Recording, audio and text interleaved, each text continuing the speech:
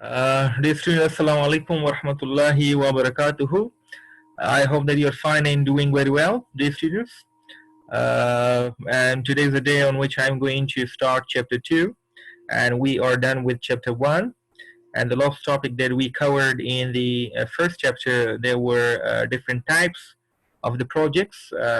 Specifically, I elaborated the project A type, B, C, and D.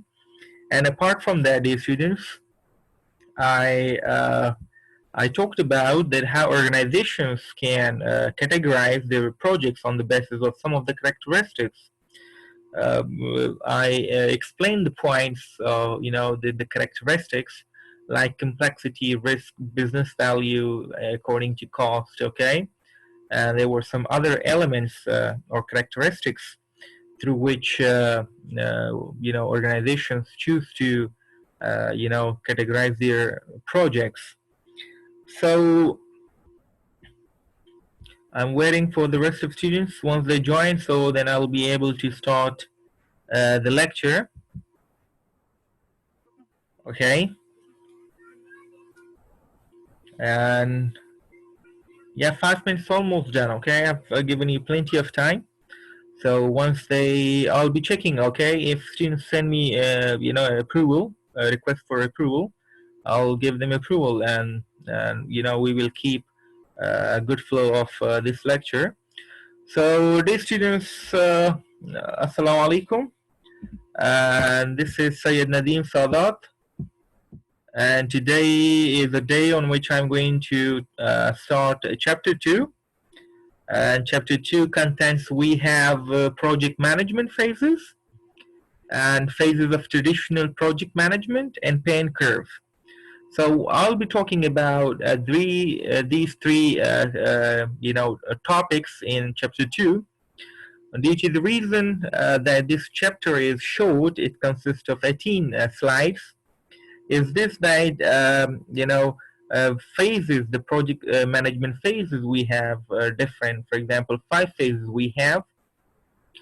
So it's gonna give some sort of an overview of all those functions or phases we have in project management. Similarly, dear students, when you were studying in the,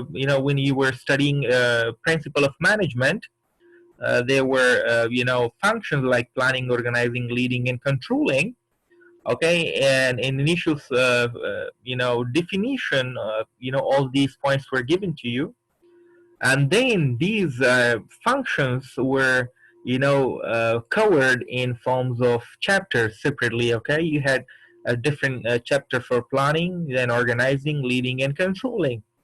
So in a likely manner, dear students, this chapter is actually consists of the functions or phases of project management. Here I'm going to give an overview of all those phases we have in the project management. And then I will be talking about each of them separately, inshallah, in other chapters. Let me see if we have got more participants.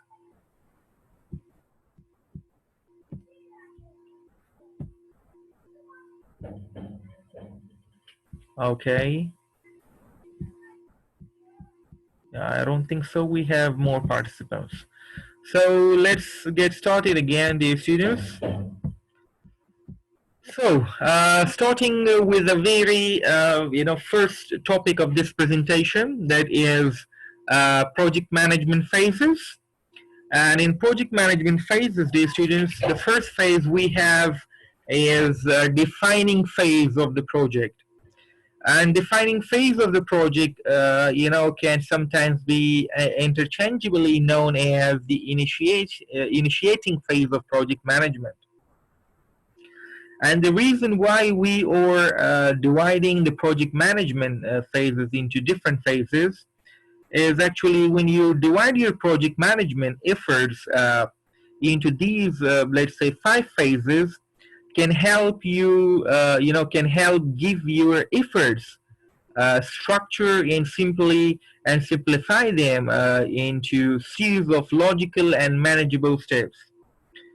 So in other words, simply, when you're dividing project management into different phases, so it's going to provide some sort of structure to the project, and it somehow going to simplify that what you're going to do, and it will result in more manageable, functions. Okay, so the activities involved in any project will be easily manageable. So these students, defining phase is actually related to your scope of the project. And initially, I talked about what exactly is the scope of project. So according to the project management body of knowledge, it stated that it consists of the all characteristics, requirements, budget, deadline, the students, and cost, and deliverables. Okay, all those characteristics were defined to you in definition of the scoping of the project. So defining phase, actually you're setting boundary for your project, and when you're setting boundary for any project in a defining phase, you simply need to answer the 5 questions that we have here. Okay, so I'll come back to these questions later on, but let me talk about the 2 essential things when you're going to define any project. Okay, the defining phase consists of your business case document. Okay, and what is the problem opportunity to be addressed? Okay, the problem, opportunity, or need, it is related to your business case document. And business case document is a document. Okay, it's a document that justifies, okay, or gives the reasons for the project, and it includes estimate of potential financial benefits. Okay, so precisely talking about this business case document, it answers the question that what is the problem or opportunity to be addressed. Any project, when we are going to pursue any project, so it simply answers the question what is the problem or opportunity. Okay, so these students, for example, as you know, that we are confronted with the deadly disease here, all over the world, all over the globe, and that's coronavirus. Okay, so it's an opportunity, right, for the pharmaceutical company that they are going to develop some sort of vaccine. Okay, and that vaccine actually is going to save the life of people. So we have a problem and we have an opportunity at the same time. Okay, but these project managers, they have the characteristics of this of a entrepreneur, entrepreneur characteristic, that these project managers, they do not think this is a threat, but rather they think it is an opportunity or a gap that must be filled. Okay, so a lot of the now pharmaceutical companies, they are involved in developing this vaccine. So if I talk about again the types of project, it's project A, right? It's a project A. It's a high business value, but it has also the characteristics of project D. This big project, the pharmaceutical company wants to implement it with a shorter period of time. Okay, so the time is the element which is going to decide this project. Okay, so the sooner the vaccine is developed, the sooner it will be diffused into whole globe. Okay, so this question is answered by the first question, what is the problem opportunity to be addressed, and that is answered by the business case document. And the second thing, dear students, I would like to elaborate in this, defining phase is the feasibility. Okay, when you're defining the project in terms of setting the scope for the project, so you should also go for this feasibility study. Feasibility study here, I have given the definition to see whether a project is possible, implementable, and affordable. So in other words, let's say, this is an, these two tools, we have business case document and we have feasibility, okay? So these are the two tools of evaluation for projects, goals, timelines and costs to determine if the project should be executed. So it balances the requirements of a project with available resources to see if pursuing the project makes sense. Okay? So the two documents, they are the answer for these 5 questions. And dear students, when I talk about the second question, what is the goal of the project? Okay, every project, when we are going to pursue any project, so it is directed towards achieving some goal. Okay, in case of the project the pharmaceutical company wants to, implement in terms of developing a vaccine, okay, vaccination for the whole globe. So the ultimate goal of this project is to, save the human lives around the globe. Okay. And the third question, dear students, what objective must be met to accomplish the goal? So as you know, previously I have distinguished goals from the objectives, okay? So goals are actually your related to your abstract noun, okay? Abstract noun that you can think of it, but you cannot measure it, in some terms of, completion, okay? So in order to achieve this goal, it must be, decomposed into different objectives, okay? On the other hand, objectives are your, concrete now, okay? It is measurable, and, it is measurable in terms of completion, in terms of cost, okay? So these objectives, when you're achieving these objectives, you'll be ultimately achieving your goal. And these students, when we talk about the defining phase of project management, the fourth question is how we will determine if the project has been successful or it's been a failure. So when we are,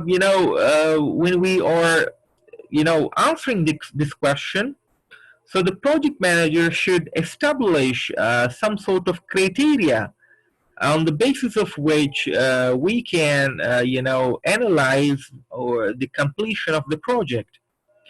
For example, dear students, being as a lecturer, this criteria has been shared with us.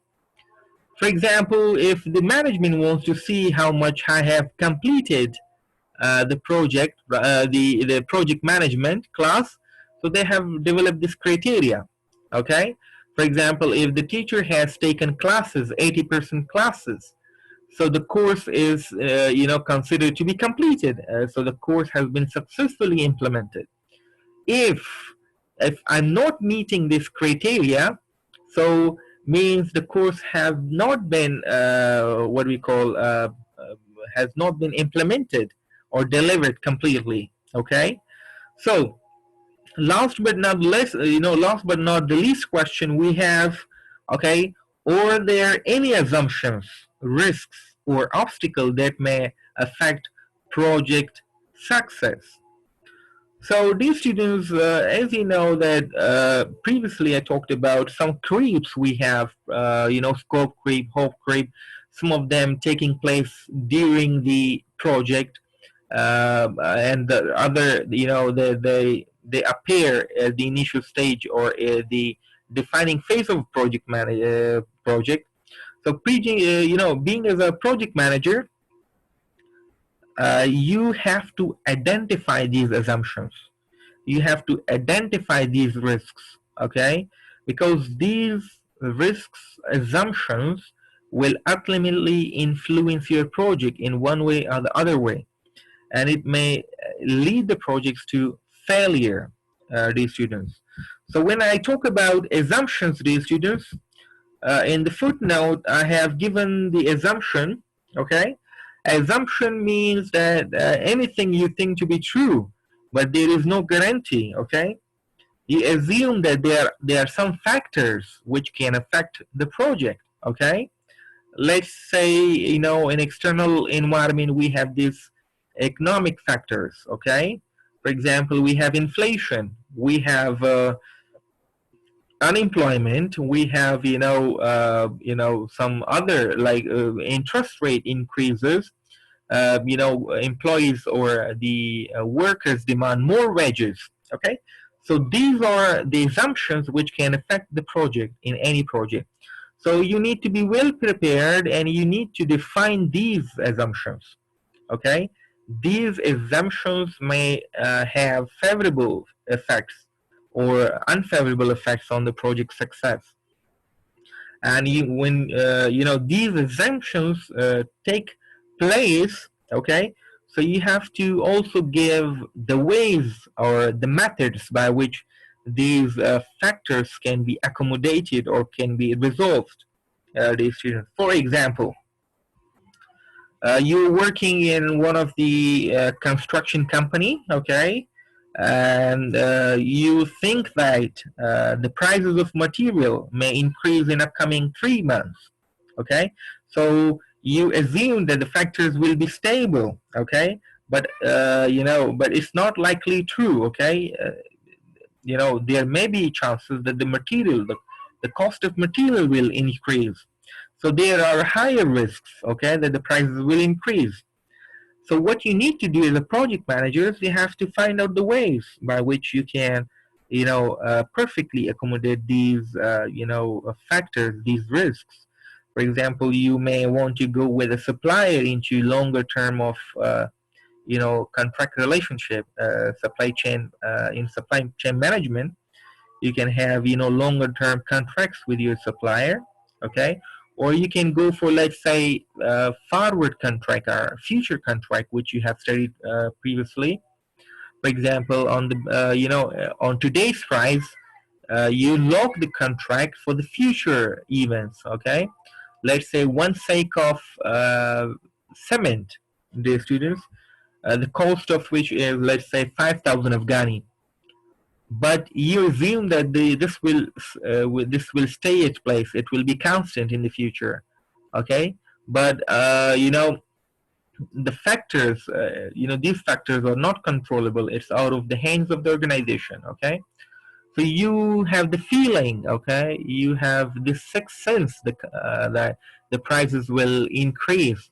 So what do you do with your supplier? You go with with them into contracts, future contracts, where you define the cost and the quantity, okay. For example, on today's price, like 5,000 Afghani, I'm going to purchase, let's say, 5,000 sacks of cement. So you exactly don't know what future holds for you, okay. So when the future comes, we will be faced with two scenarios, likely. For example, if the prices have increased, okay, but you're secured because you have went into contract, you're not going to buy the cement by 8,000 Afghani. You simply have to pay 5,000 Afghani. So the risk has been diversified to other parties. In similar cases, opposite of this can also be true. If the prices of the cement it stays at 5,000 or below 5,000, there are the chances that the prices of material may decrease.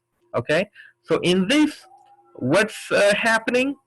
You will be suffering. Okay, you'll be the one who is suffering in terms of high cost of these materials.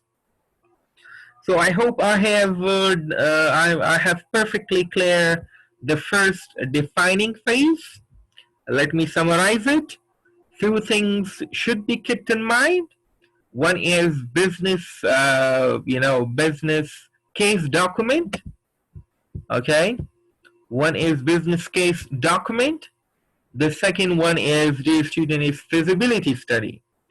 The business case document answers the question why there is the need or problem or opportunity to pursue a specific project.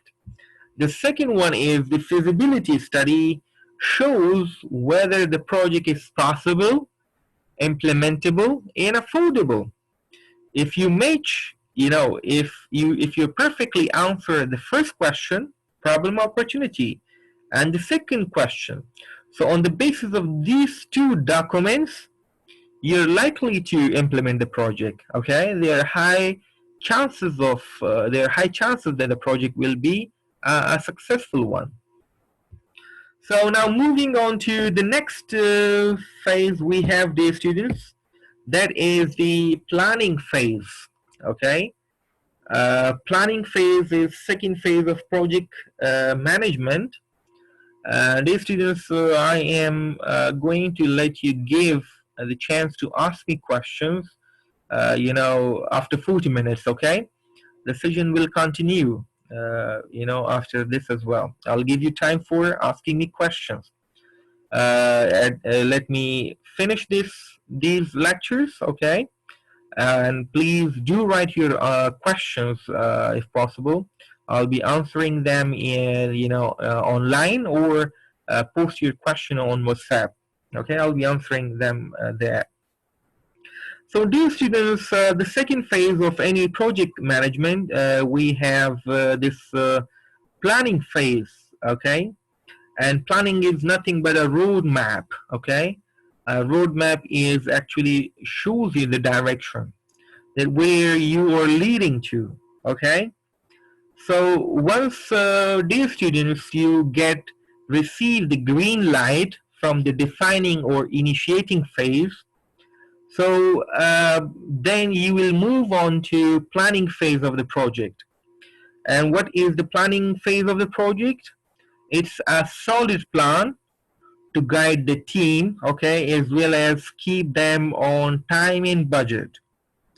So dear students, a well-written project plan gives guidance for obtaining resources, acquiring financing, and procuring, required material for the projects. So does the project plan gives the team a sense of direction for producing quality outputs, handling risks, creating acceptance, and these students, this planning phase further communicates the benefits to different stakeholders, or to other managing suppliers. So the project plan also, these students prepare the teams for the obstacles, the assumptions or the risk that they might encounter over the course of a project, and it helps them to understand the cost, the scope, and time of the project. So these students, to more elaborate the planning phase, you need to answer the following questions. Okay, so this will determine the planning that you have done for the project, whether it is a good planning or a bad planning. So dear students, the first question is what needs to be done. So in planning phase, you need to identify the activities in any given project, okay? So this is more related to your identification of activities, what needs to be done. Okay, so the second question, why they are necessary?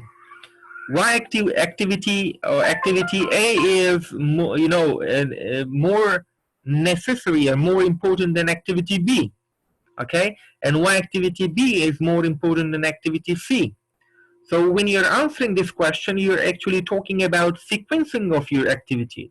Okay, actually you're talking about the relationship of these activities, or interdependency of these activities.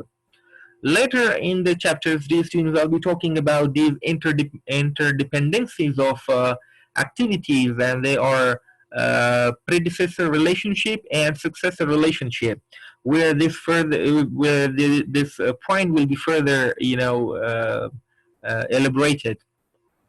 The third question, dear students, we have here, who will do what? So simply it talks about the duties and responsibilities of people, okay, and who will report to whom. So here you're assigning duties, responsibilities, okay, you're delegating activities, and plus you are also giving them the authority to do it.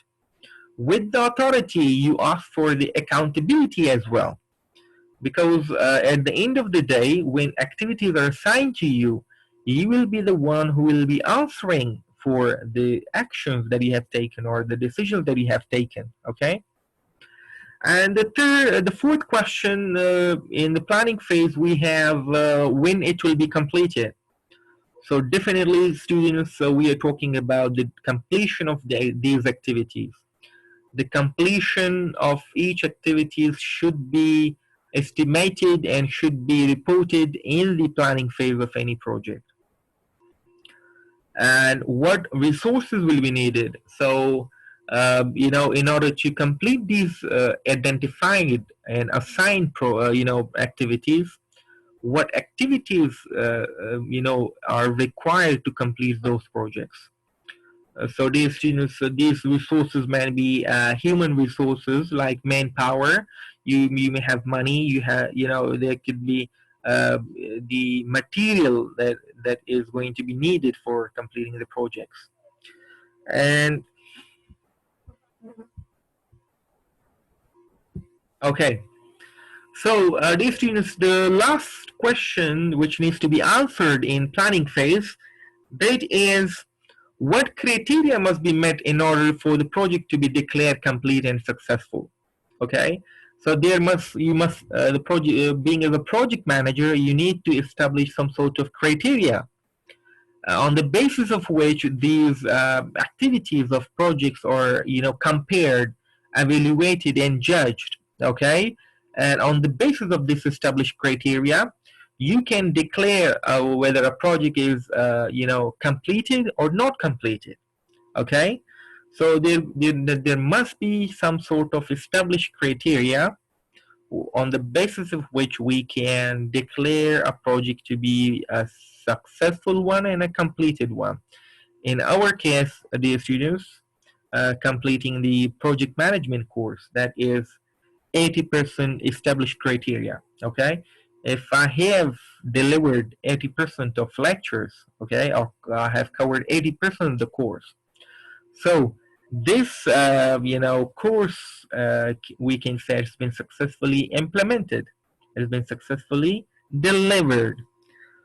Okay, so done with the planning phase.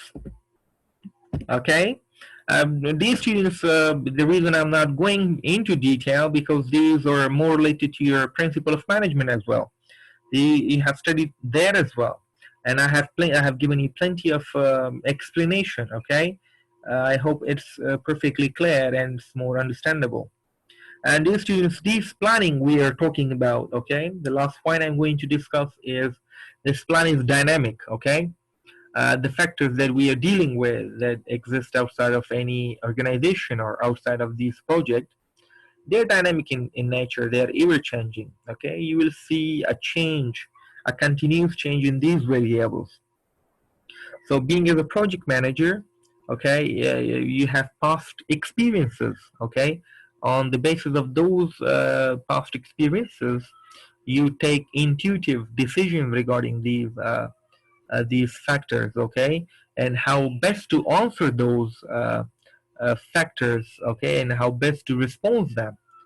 I hope this is clear. So I should be moving on to the next slide. We have what could possibly, the planning, benefits, how it can benefit the project managers or how it can benefit the project plan.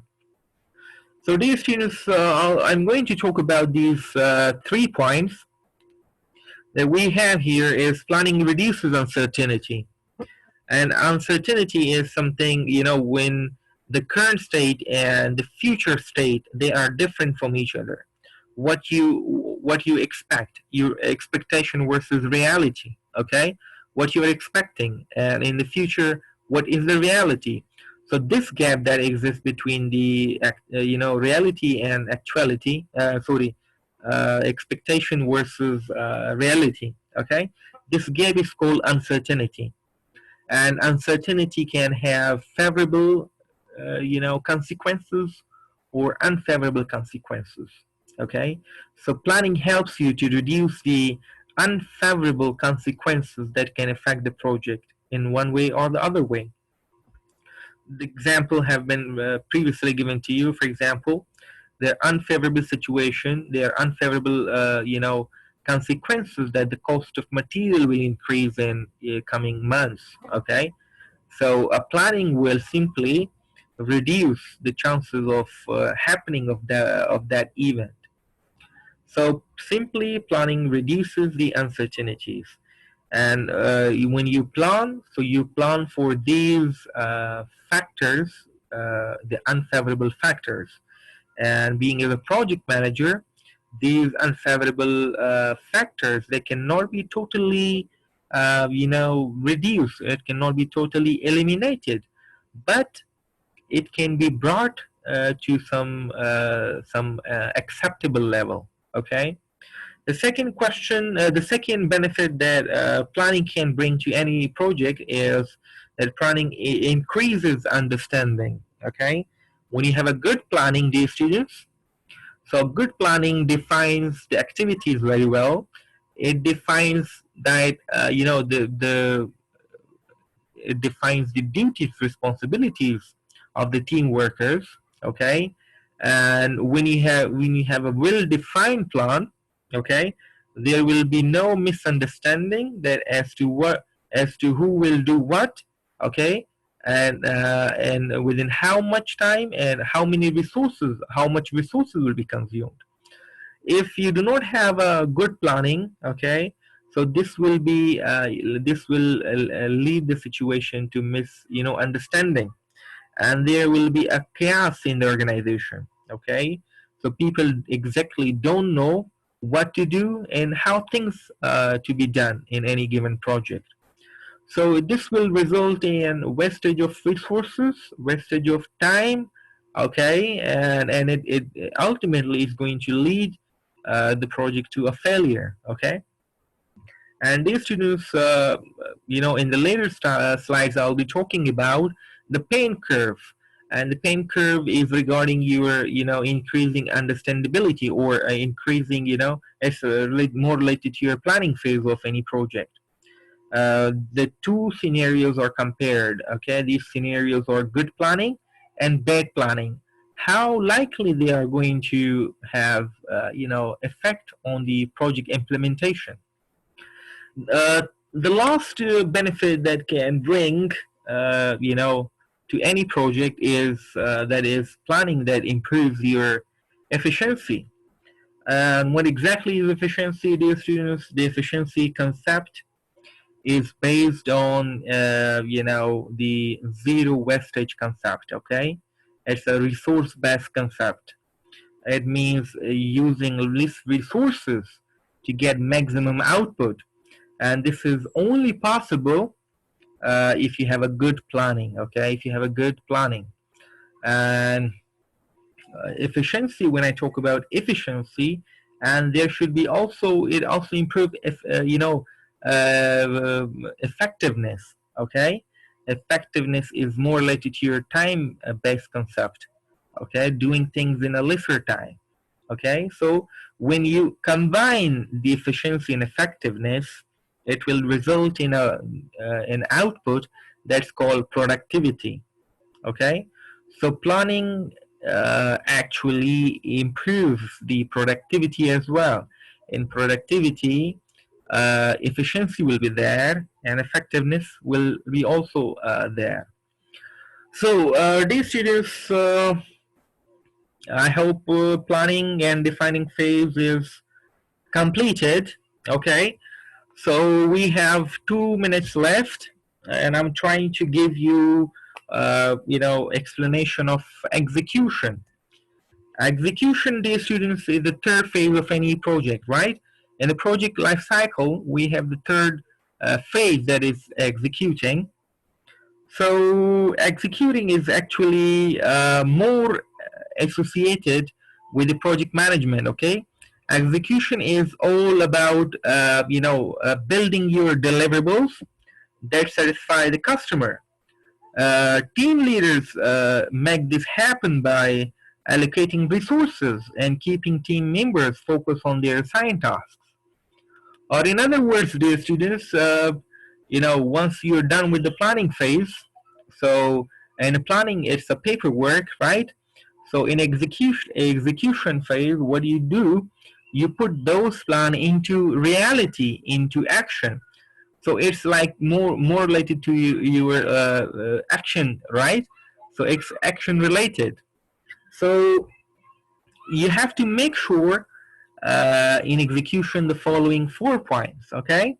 And these are the integral part of any project we have.